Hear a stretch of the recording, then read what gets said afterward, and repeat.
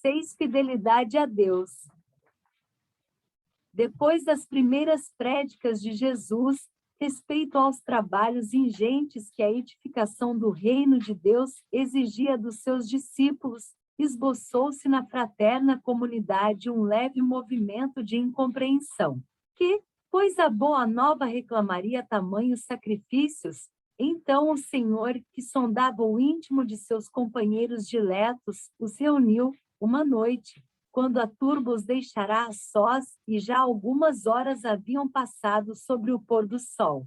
Interrogando-os vivamente, provocou a manifestação dos seus pensamentos e dúvidas mais íntimas. Após escutar-lhes as confidências simples e sinceras, o mestre ponderou: na causa de Deus, a fidelidade deve ser uma das primeiras virtudes.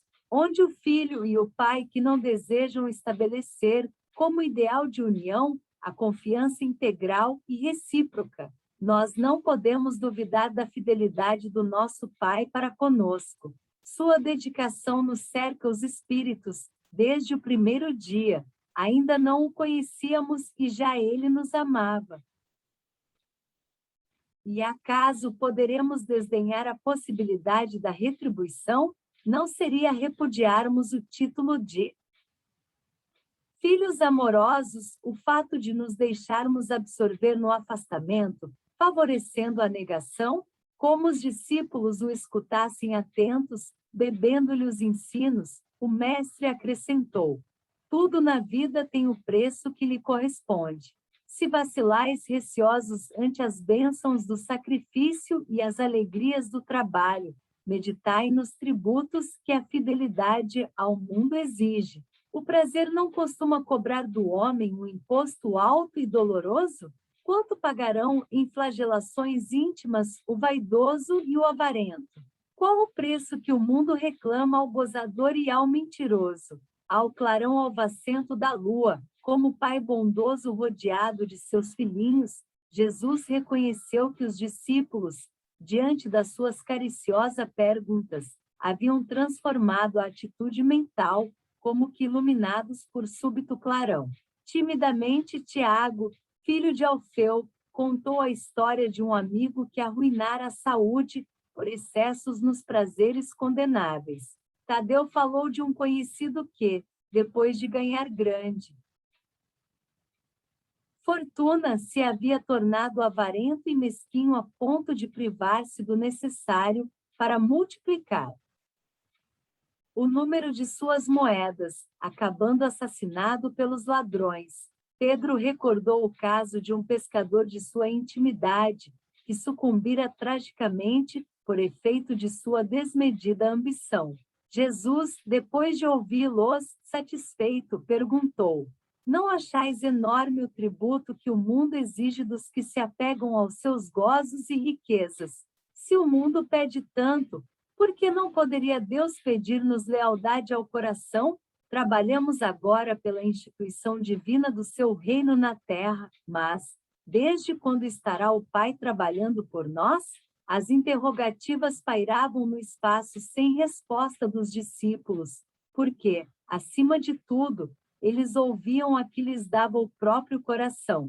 Do firmamento infinito, os reflexos do luar se projetavam no lençol tranquilo do lago, dando a impressão de encantador caminho para o horizonte, aberto sobre as águas, por entre deslumbramentos de luz. Enquanto os companheiros meditavam no que dissera Jesus, Tiago se lhe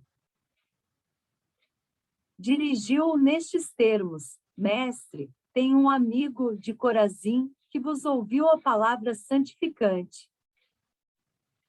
Desejava seguir-vos, porém, asseverou-me que o reino pregado pela vossa bondade está cheio de numerosos obstáculos, acrescentando que Deus deve mostrar-se a nós outros somente na vitória e na ventura.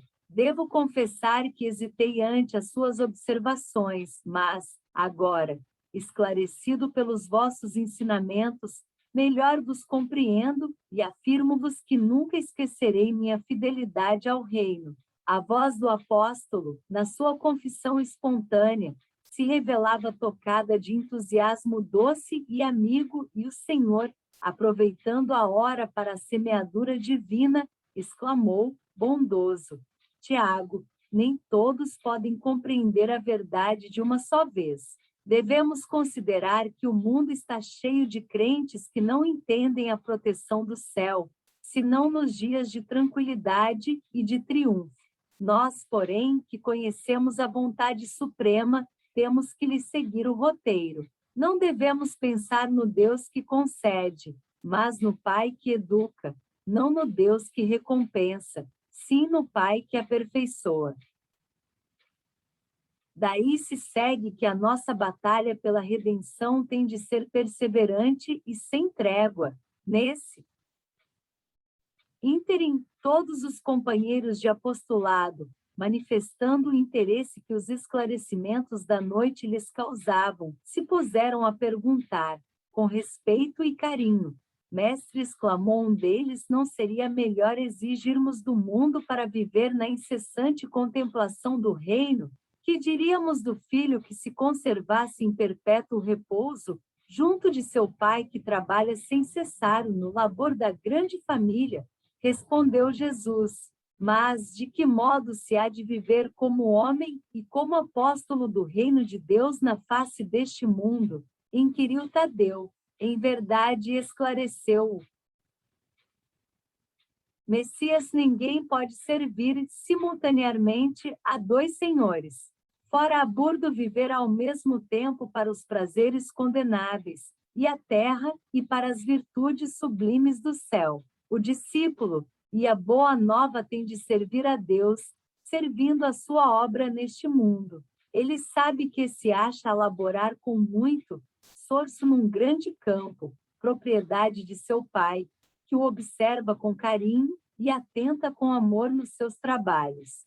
Imaginemos que esse campo estivesse cheio de inimigos, por toda parte, vermes asquerosos, víboras peçonhentas, tratos de terra improdutiva. E certo que as forças destruidoras reclamarão a indiferença e a submissão do Filho de Deus, mas o filho de coração fiel a seu pai se lança ao trabalho com perseverança e boa vontade.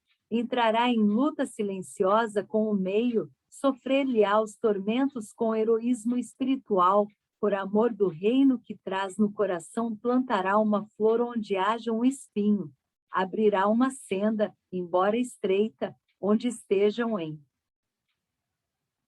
confusão os parasitos da terra, cavará pacientemente, buscando as entranhas do solo, para que surja uma gota d'água onde queime um deserto. Do íntimo desse trabalhador brotará sempre um cântico de alegria, porque Deus o ama e segue com atenção.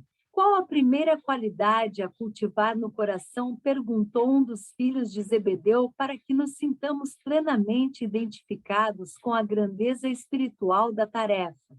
Acima de todas as coisas, respondeu o mestre, é preciso ser fiel a Deus. A pequena assembleia parecia altamente elevada e satisfeita, mas André inquiriu: Mestre, nestes últimos dias, tenho me sentido doente e receio não poder trabalhar como os demais companheiros. Como poderei ser fiel a Deus, estando enfermo? Ouve, replicou o Senhor com certa ênfase. Nos dias de calma, é fácil provar-se fidelidade e confiança. Não se prova, porém, dedicação verdadeiramente, senão nas horas tormentosas, em que tudo parece contrariar e perecer.